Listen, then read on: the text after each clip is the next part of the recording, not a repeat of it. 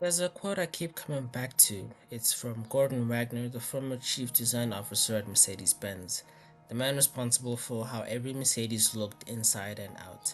He sat in front of journalists and said plainly, "Screens are not luxury, you have a better TV at home, every car has a big screen, so we have to create luxury beyond the screen." And I actually respect that. That's a real perspective from someone who understands what makes a premium product feel premium. What separates something that costs 100,000 Rand from something that costs 200,000? It's not just about spec sheets, it's feel and craft and intention. And then Mercedes went and put a 39-inch screen on the new C Class. What the fuck is this? That's the tension I want to talk about today. Because it's not just a car story, it's a story about what happens when an entire industry stops asking what's good and starts asking what's expected. And it's happening in cars, it's happening in tech, and it's basically happening everywhere. Okay, quick contest because not everyone watching follows the car world closely, and that's completely fine. But anyway, Mercedes-Benz and Porsche are two of the most historically significant car manufacturers on the planet, not just in terms of sales, but in terms of what they stood for. Mercedes built their reputation on engineering precision and interior luxury. When you sat in an S-Class, their flagship sedan in the 1990s or early 2000s, everything was considered. The weight of a button, the texture of the leather, the clarity of the analog gauges. Nothing was there by accident. Physical controls meant you never had to take your eyes off the road to adjust the temperature or volume. Everything was just tactile and intentional and immediate. Porsche is a slightly different story. Their performance brand first. The 911, the Cayenne, the Panamera, these are cars built around the relationship between driver and machine. Porsche's philosophy, or historically was, that the car should respond to you. You should feel connected to it. Screens and digital interfaces in that world are almost philosophically opposed to what the brand represents. And these aren't random companies, they're benchmarks. So when they change direction, the whole industry will pay attention. To understand why Merck and Porsche are building rolling iPad stands, you need to understand what Tesla did and what it meant. When Tesla launched the Model S in 2012, instead of dozens of physical buttons or switches, you had a massive central touchscreen. All vehicle controls were within a software-defined interface. At the time, when people saw the huge touchscreen, it looked ridiculous, and traditional manufacturers did what they did. They laughed at it. Industry analysts said it was impractical, too distracting, too fragile for a car environment, and so on. Then it sold a lot, and people didn't just buy it, they loved it, they talked about it, they filmed themselves using it. It became part of Tesla's identity. Isn't it funny? You all laughed at me. Well, I have to say, you're not laughing now, are you? And now digital dashboards, central infotainment systems, and configurable displays are everywhere across the industry. Manufacturers no longer look at this as excess minimalism, they adopt the principle entirely. That's the shift. Tesla proved that software was the primary product with hardware as the platform. And once that idea landed commercially, every other manufacturer had a choice to adapt or look like they were stuck in the past. And so they adapted fast, maybe too fast.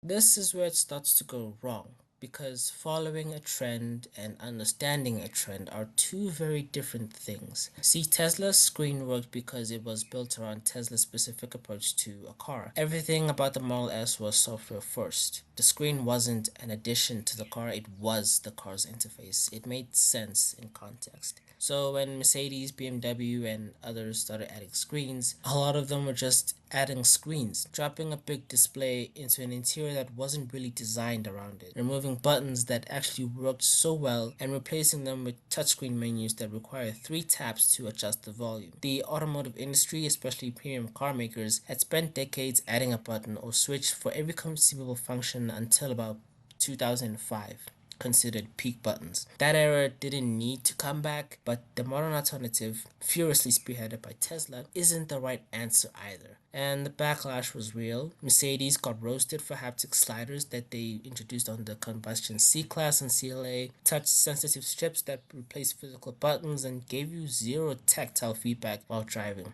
And everyone hated them. They've since reversed that decision on the new electric C-Class, but the damage is basically done, and the lesson will take years to learn. Even early Tesla adopters slowly began changing camp. The signal stock reintroduced on the facelifted Model Y and Model 3 was re-added because a lot of people complained. Even the brand that started this had to walk parts of it back. So here we are in 2026 and it's getting bigger, not smaller. The electric C-Class debuted days ago in South Korea. It's a significant car, basically their answer to the Model 3, the BMW i3, and the Audi A4 e-tron. Their entry into the proper electric sedan fight. The cabin is dominated by the optional 39-inch MBUX hyperscreen stretching entirely across the dashboard, powered by an AI-driven operating system, blending ChatGPT, Gemini, and all the others into a virtual assistant. Even the base trim gives you a 10-inch drive cluster, a 14-inch central display, and a 14-inch passenger screen. That's 3 screens on the entry level. And remember what Gordon said in the beginning? Screens are not luxury. And then 39 inches pillar to pillar. BMW with the facelifted 7 Series premiered at the Beijing Auto Show, and gone is the instrument cluster, and in its place is a 43-inch panoramic iDrive display running across the length of the dashboard just under the driver's eye line. There's also a 14-inch front passenger screen. That's the first time for the car and even for the brand. And then there's that steering wheel. Disgusting! The controversial vertical two-spoke steering wheel from the newer classic models, borrowed from their cheaper EV lineup and placed into the most expensive car. I think it was one of the reviewers at Autocar magazine who basically put it simply, why copy the same interior as the entry-level iX3 and not give the 7 Series its own distinct luxury interior when it's supposed to be the BMW flagship? That's the question. When your most expensive car shares its dashboard with your cheapest EV, what does that communicate about your commitment to actual luxury? And then there's also Porsche, and this one is personal for me because next to Mercedes, I genuinely love this brand. Porsche launched the fully electric Cayenne. Do I think they needed to do it? Well, the Cayenne is and was already one of the best SUVs on the market, combustion or otherwise. So I understand the business case. EVs are where the market is heading. The Taycan proved Porsche can do electric very well, which is fine. But the interior, they built what they call the float display, the largest display surface ever installed in a Porsche, elegantly curved and seamlessly integrated. It's essentially a big curved screen that sweeps through the center of the cabin, like a foldable phone laid flat into a dashboard. And look, to be fair, I'm sure it feels like a Porsche. The materials are high quality and it's one of the most better screen implementations. I say that because they kept some physical controls for the things you actually use. Temperature, fan speed, volume. So Porsche didn't completely sell out. But still, even Porsche, even the brand that built its identity on driver connection and analog feel. These are screens, big ones. So why is this even happening? It's not because customers were demanding such dashboards.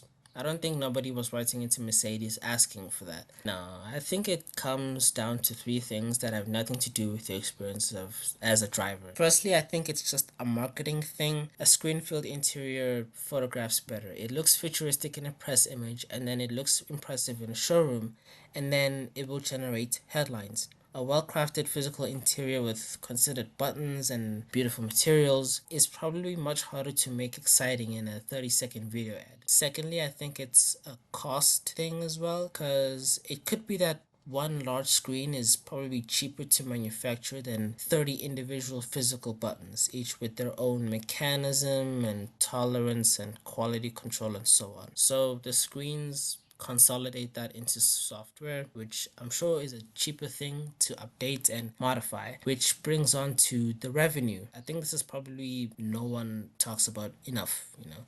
Screens enable subscriptions and software updates, paid feature unlocks, and the collection of data. Physical buttons generate zero revenue after you buy the car. So a connected screen with an account tied to it is probably the new business model entirely. And so when you look at that 39-inch Mercedes dashboard, understand that decision wasn't made by someone asking what does the driver need or want. I think it was just made by people asking what does the business need. Those aren't always the same question. And I want to zoom out here a little bit because if you follow tech at all, like phones and laptops and software, this pattern is not new. Apple removes the headphone jack in 2016. The internet loses its mind, and then 2 years later, Samsung, who ran ads mocking Apple for doing it, quietly removes theirs too. Every other manufacturer follows, not because users asked for it, because the industry was basically moving and nobody wanted to be the brand still defending a port that the trend had already abandoned. It's the same story with like notches and ports and bezels and cameras and so on. One brand sets a direction and then the others will scramble to match or outdo it. Right now, currently, the wave is AI. Every tech company, Google, Microsoft, Samsung, Apple, even freaking Snapchat has rushed into put AI into their products since ChatGPT became the conversation in late 2022. And some of it is genuinely transformative, but a lot of it is a button in a menu that opens up a chatbot that nobody asked for. So they had to be seen doing it, and the herd moved, and standing still, I think, meant looking very irrelevant. Even Johnny Ive, the designer behind Apple's design language, one of the people who worked on the first iPhone's touchscreen, thinks choosing a touchscreen for a car interior is a mistake. And he recently worked on a Ferrari interior that is entirely devoid of touchscreens, filled instead with analog controls. The Ferrari in question is their upcoming electric car. I think it's called the Luce, which means light. Still, the guy who helped make touchscreens mainstream is now designing around them, and I think that should tell you something. The difference between cars and tech, though, I think it's the timeline, because a bad software decision can be patched in a week or month. A bad interior design decision is locked in for a 5 to 10 year product cycle, which raises the stakes and it makes the trend chasing even more frustrating to watch. So where does this leave us? Well, the screen era in cars is not going anywhere. The electric C-Class is real. The 7 Series Panoramic iDrive is real. The Flow display on the Cayenne is also real. Look, these cars are going into production.